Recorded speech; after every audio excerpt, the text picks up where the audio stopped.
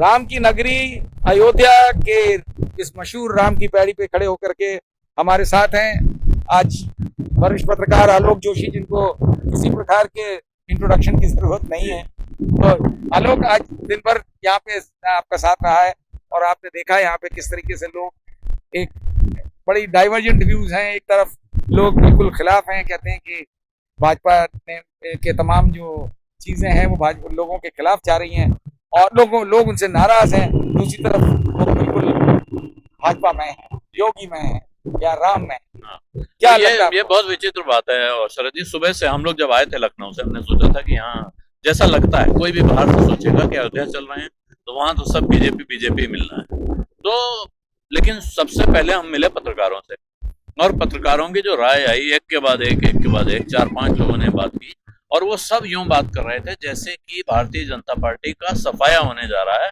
उसको यहाँ मुंह दिखाने को जगह नहीं मिली। हालांकि बाद में आप ध्यान दीजिए, कैमरा बंद होने के बाद जब वो बात कर रहे हैं तब वो कह रहे हैं ये सब तो है, लेकिन फिर भी ये जो लाभार्थियों को जो लाभ पहुंचा है इसका कुछ फर्क पड़ेगा और ये जीत जाएगी बात, और कम वोट होगा लेकिन जीत तो जाएगी।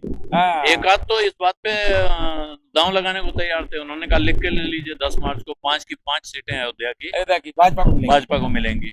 हालांकि इस पे मतभेद था, लेकिन जब यहाँ हम पहुंचे हैं ये राम की पैड़ी में, यहाँ आप देखिए ज्यादातर लोग जो मिल रहे हैं बाहर के हों, अयोध्या के हों, या जिन दुकानदारों से हमने बात की, जो दुकानदार इस बात से बहुत नाराज और परेशान है कि साहब उनके धंधे पे लात पड़ रही है, उनको दुकान से हटाया जा रहा है, रोड चौड़ाई करनी है, इस वजह से उनकी दुकानें जा रही हैं। लेकिन बात जब पूछो कि आखिर में होगा क्या, तो कहते हैं होगा तो बीजेपी ही, क्योंकि कुछ भी हो अब योगी जी ने काम तो किया है। हाँ, तो इसका मतलब है कि घूम फिर के बात वहीं पर आ जाती है। एक अंडर करंट लग रहा है। अब ये हो सकता है कि ये लोग वो हैं जो वोकल हैं, जो खुल के बोल रहे हैं, क्योंकि बहुत सारे लोग जिनसे हमने कोशिश की बात करने की, वो बोले हम बात नहीं करेंगे, हम जा रहे हैं। ये लोग बहुत उत्साह के साथ, अभी जो नौजवान आपके साथ थे वो बहुत उत्साह के साथ बात कर रहे थे। तो ये भी हो सकता है कि इन्हें ये बात दिखानी ही है कि हमें भारतीय जनता पार्टी की सारी अच्छी बातें बतानी है, इस सरकार के गुण गिनाने हैं। हालांकि उसके अंत में बातचीत के बाद जो एक सज्जन निकल के आया और उन्होंने बहुत जायज सवाल पूछा। उन्होंने कहा साहब आप लोग सब कुछ पूछते हैं, आप बहुजन समाज पार्टी के बारे में क्यों नहीं पूछते हैं? तो सवाल का जवाब देने की जरूरत नहीं है, जब पूछा जा रहा है तो आप खुद भी कह सकते थे। लेकिन ये सही है कि जिस तरह से बीएसपी को करीब करीब पूरे उत्तर प्रदेश में इस समय पॉलिटिकल एनालिस्टों ने नेग्लेक्ट किया हुआ है, माना जा रहा है कि वो स्पेंट फोर्स है। उतना स्पेंट फोर्स भी वो है नहीं। अगर यहाँ अयोध्या के अंदर बैठा कोई आदमी उसके बारे में चिंता कर रहा है, तो मुझे लगता है जो उसके अपने जो गढ़ है, तो वहाँ कुछ ना कुछ तो असर उसका दिखाई पड़ेगा, चाहे इस बार हो चाहे उस बार। और एक चीज ये आपको लगता कि इतना ज्यादा ये जो माहौल क्रिएट किया है सत्ताधारी पार्टी ने अपने फेवर में, चाहे वो विज्ञापनों के जरिए से हो, चाहे अनाउंसमेंट्स के जरिए से हो, टीवी के शोज के जरिए से हो, तो आपको लगता है ये जो उन्होंने ये बिल्ड किया है नैरेटिव कि सब कुछ उन्होंने बदल दिया, कायाकल्प कर दिया, जो कि हकीकत नहीं है। अब जैसे वो तो काम राम कर की रहा पैड़ी है, को कहते हुए ये इतनी पुरानी राम की पैड़ी है, लेकिन वो ऐसा शो करते हैं जैसे पहली बार बनवाई। अब वो एक कहावत है शरद जी, जब तू जागे तभी सवेरा। तो कुछ लोग ऐसे हैं जिन्होंने इससे पहले कभी अयोध्या देखी नहीं थी, वो पहली बार आते हैं और कहते हैं कि साहब ये चमत्कार तो हमने देखा नहीं, ये तो बीजेपी ने कर दिया है। जबकि जिसने देखा है वो जानता है कब हुआ है। लेकिन उसमें से भी कुछ लोग जानबूझ के आंख बंद रखना चाहते हैं, वो मानना नहीं चाहते हैं, वो ये साबित करना चाहते हैं कि इसी सरकार ने कर दिया है।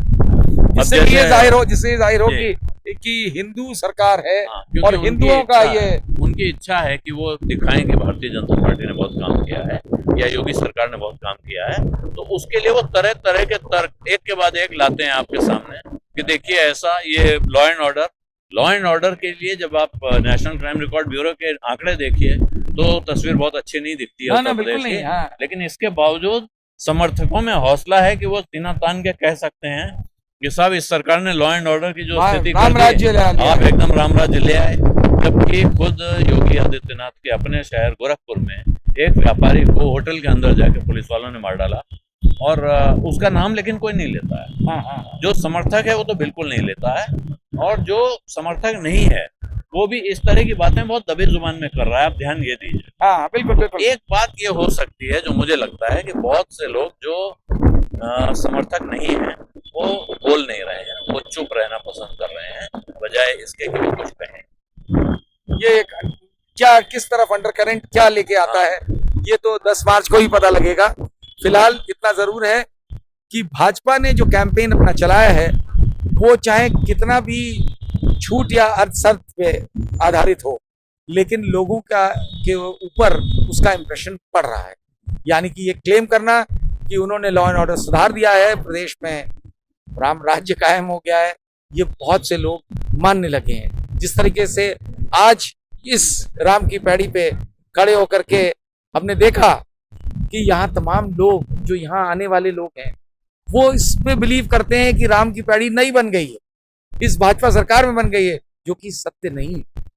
ये राम की पैड़ी 80s में बनी थी, सन 85-86 में बनी थी, और उसके बाद जो है समय समय पे इसमें इम्प्रूवमेंट हुआ है, लेकिन आज भी काफी दयनीय स्थिति है।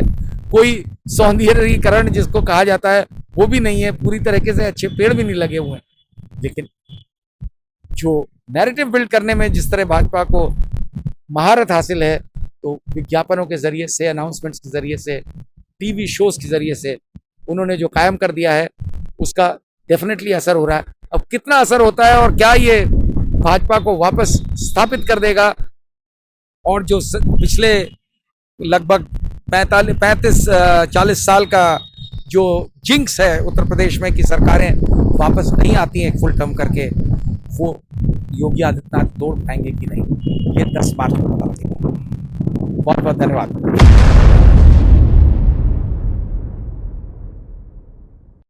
सत्य हिंदी का ऐप डाउनलोड करें गूगल प्ले स्टोर पर।